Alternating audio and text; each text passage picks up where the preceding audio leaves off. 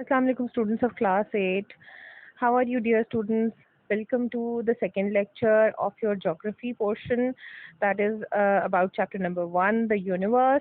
In the last lecture, I hope you revised the objective portion of that chapter when we learned about the universe, about the light years, the two kinds of telescopes, the important telescopes, the Hubble and the Chandra telescope that are giving us information about the universe and the planets and sending different important images of the planets and sun and the solar system.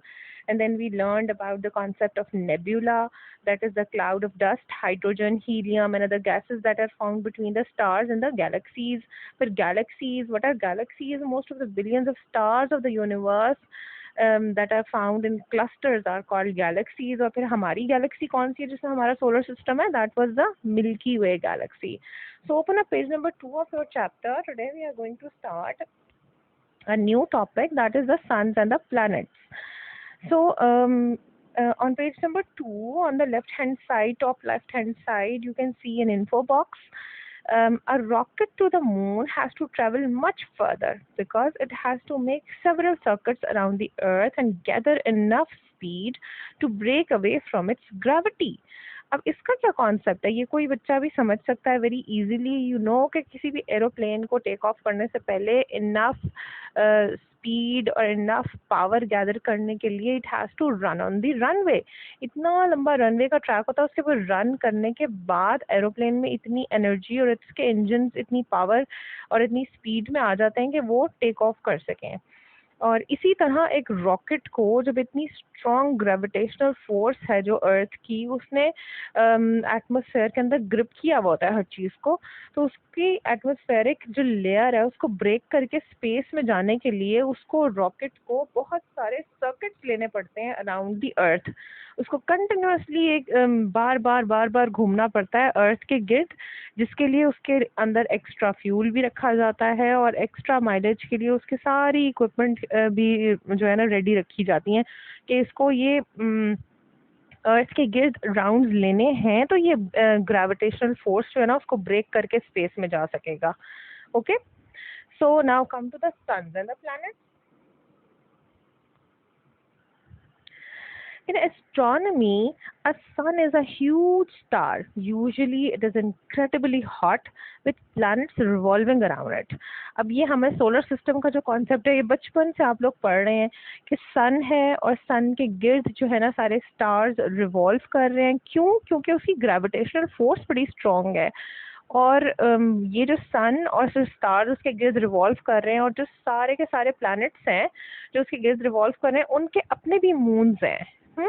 जिससे मैंने आपको last उसमें भी बताया था कि अर्थ का तो एक मून है, लेकिन मर्क्यूरी के भी बहुत सारे मून्स हैं, मार्स के भी मून्स हैं. मार्स के 2 मून्स हैं, जुपिटर के 63, सैटर्न के 60, यूरेनस के 27 एंड नेपच्यून के 13 मून्स हैं. तो ये सारे के सारे मून्स भी तो प्लैनेट के गिर्द घूम रहे हैं. और रेवोल्यूशन और रोटेशन के अगर पॉइंट ऑफ व्यू से हम लोग देखें तो ये सारी की सारी चीज़ें हमारे सोलर सिस्टम का पार्ट है. सो these suns are what we see as stars, and even the most powerful telescope will not show them as any more than a point than the points of light. ये जो हम लोगों को stars नजर आते हैं ना हमारी आसमान के ऊपर, these are basically most of them are suns also. हमारी जो मिल्की वे गैलेक्सी है इसके अंदर हमारा सोलर सिस्टम के अलावा और भी तो बहुत सारे सोलर सिस्टम्स है ना, और उनके भी सन्स भी हैं और उनके इसी तरह प्लैनेट्स भी होंगे यकीनन, और उनके स्टार्स भी होंगे. और उनके स्टार आगे प्लैनेट्स के उनके मून्स भी होंगे. तो ये सिस्टम इसी तरह चलता रहता है. हमारा सोलर सिस्टम आई थिंक एक बहुत छोटा सा सोलर सिस्टम होगा हमारी मिल्की वे गैलेक्सी का. तो उसमें जो रिमेनिंग सन्स और मून्स और जो उनके प्लैनेट्स हैं ना वो हमको स्टार्स की तरह चमकते हुए पॉइंट्स में नजर आते हैं. और हमारी नेकेड आई से तो हम बिल्कुल ही नहीं कुछ देख सकते, और हमारी टेलीस्कोप्स भी इतनी पावरफुल नहीं है कि वो उन सारी गैलेक्सीज को और उनके सोलर सिस्टम्स को ऑब्जर्व कर सके. इतने मिलियंस और बिलियंस और ट्रिलियंस लाइट ईयर अवे हैं वो हमसे. We cannot see the planets going round them, but astronomers can work out that they are there. हमारे अपने सोलर सिस्टम में भी सन के गिर्द घूमते हुए प्लैनेट्स बहुत रेयर टेलीस्कोप इमेजेस में आ सकते हैं, ठीक है ना. लेकिन ये फिर भी जो है ना एस्ट्रोनॉमर्स इस चीज़ को इमेजिन भी कर लेते हैं, कुछ थोड़ा सा कुछ सैटेलाइट के इमेजेस से भी हमें क्लियर हुआ है कि किस तरह प्लैनेट्स रिवॉल्व कर रहे हैं सन के गिर्द। अब इस साइज ऑफ द सन को इमेजिन कीजिए आप। अब ये 100 टाइम्स जो है ना अर्थ से बड़ा है सन हमारा, 100 टाइम्स। और ये कहा जाता है, और अभी आगे हम पढ़ेंगे भी, कि 99% ऑफ द मटेरियल मास जो अवेलेबल है ना हमारे सोलर सिस्टम में, दैट इज ऑफ द सन, 99%। और रिमेनिंग जो 1% है ना हमारे सोलर सिस्टम का मास, वो सारे ये प्लैनेट्स और मून्स हैं हमारे। ठीक है, तो इसका मतलब कंपेयर करें तो एक बहुत ही इमेंस किस्म का जो है ना डिफरेंस है सन के और प्लैनेट्स के साइज में। Now come to the solar system. Our solar system is a medium-sized star compared with others in the universe. हमारा मीडियम सा साइज का है, बहुत कोई बड़ा नहीं है। मिल्की वे में एक हमारा छोटा सा पोर्शन है। Even though its diameter is more than 100 times that of the Earth, हमारा जो सन है इसका 100 times Earth से बड़ा साइज है। It has 8 planets going around it, and all together they form what we call our solar system. और ये जो सारा एक सिस्टम है ना, सन सेंटर में, और सन की ग्रेविटेशनल फोर्स की वजह से प्लैनेट्स अपने अपने ऑर्बिट्स में 8 प्लैनेट्स सन के गिर्द रिवॉल्व कर रहे हैं और उनके मून्स उनके गिर्द रोटेट कर रहे हैं। तो इस सारे सिस्टम को ये जो अल्लाह पाक के हुक्म से चल रहा है अपने अपने ऑर्गेनाइज तरीके से, अपने, ऐसा नहीं होता कि एक प्लैनेट चलते चलते मरकरी वीनस के ऑर्बिट में चला जाए और वीनस अर्थ के ऑर्बिट में चला जाए, ऐसा बिल्कुल नहीं होता। अल्लाह के हुक्म से हर चीज अपनी जगह पे चल रही है। अगर ऐसा होता तो हम कब के ये प्लैनेट्स जो है ना इधर उधर गिर चुके होते और अपने ऑर्बिट से निकल चुके होते, एक दूसरे से टकरा चुके होते। हर चीज तरीके से और ऑर्गेनाइज तरीके से ये अल्लाह पाक की कुदरत है कि वो चल रही है।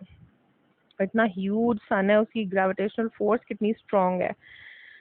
अच्छा जी, now come to page number 3.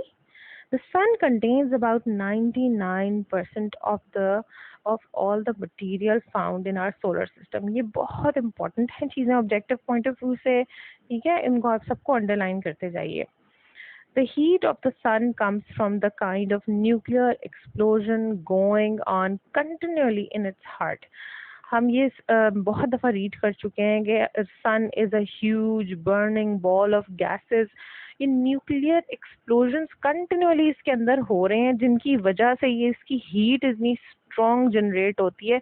और ये हीट जो है ना, यही हमारी अर्थ पर सोर्स ऑफ लाइफ है। आपको पता है, अगर सूरज ना हो, उसकी हीट ना हो, तो ना प्लांट्स होंगे ना एनिमल्स होंगे, living organisms can not survive. इतना स्वेयर चिली किस्म का एनवायरनमेंट हो जाएगा कि पॉसिबल ही नहीं होगा बिल्कुल जिंदगी का बाकी रहना यहाँ पर। अच्छा जी, अब हम थोड़ा सा आगे और पढ़ लेते हैं। The heat of the sun comes from the kind of nuclear explosions going on continuously in its heart, where the temperature is about 16 billion degrees centigrade. This heat is the source of all life on Earth.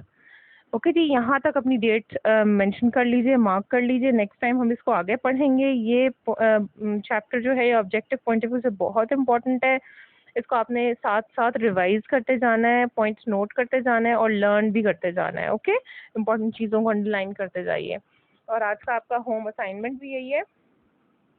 हाँ, ये मैंने एक और picture आपके लिए comparative picture निकाली थी सन के लिए, इसको भी ज़रूर देखिएगा कि प्लैनेट से कितना इमेंस डिफरेंस है इसके अंदर साइज में। अच्छा जी, your home assignment for today is to revise the objectives related to the topic sun and the planet and the solar system.